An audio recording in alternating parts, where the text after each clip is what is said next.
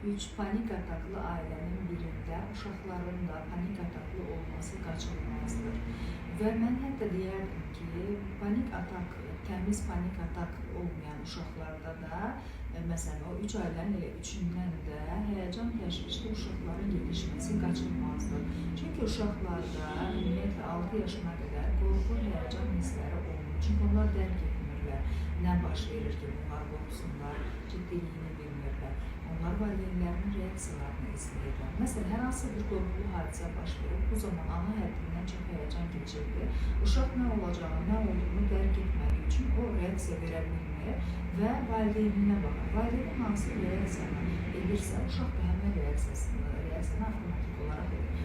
Yəni, əgər uşağınızda həyəcan və təşvişlə bağlı bu kimi problemlər varsa, bilin ki, kök sizdədir. Əgər siz müalicə olunmasanız, terapi keçməsəniz,